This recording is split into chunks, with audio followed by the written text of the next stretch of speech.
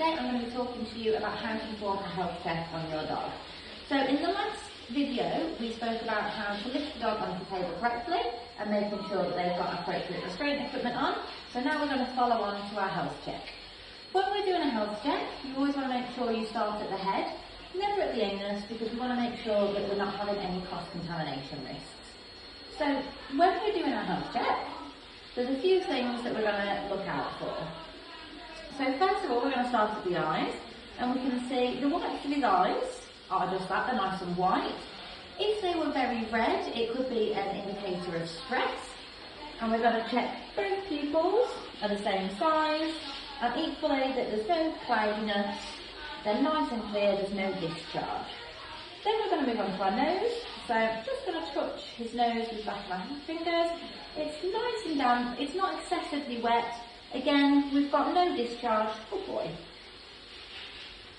And we can see there's no cracks, no damage.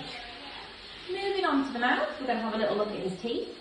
So you can see he's got a little bit of tartar on his canines, but the rest of the teeth are all intact, nice and white.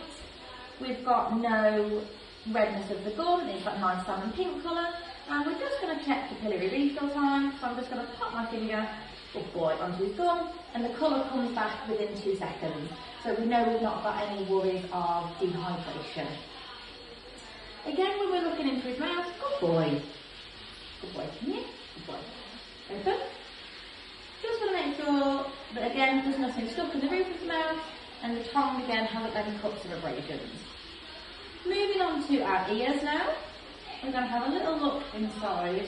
Make sure that, again, we've got no discharge, there's no foul odour, no redness.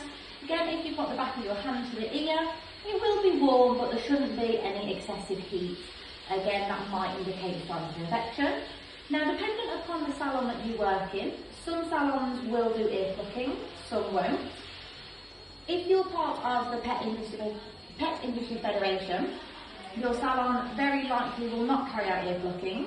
It's part of their guidelines that you only clear the outside of the ear, but again, this is something that you might do in your own salon.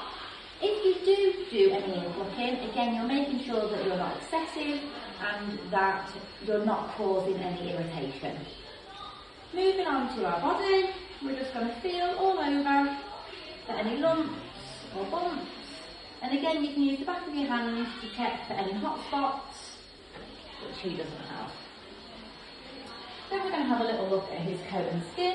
Now you can see he's not got any dandruff, no signs of parasites, and he's free from matting. Next we're going to move on to the legs. So we'll feel down the legs, make sure he's got no problems with lifting. Again, we want to make sure that when we lift it's in a comfortable position, so we're not extending the leg too far in front or behind. And then we're going to have a look at our pads, making sure that we've got no cuts, no grazes, good boy, and our nails aren't excessively long. So when that foot is on the table, ideally we want the nails not to be touching the table.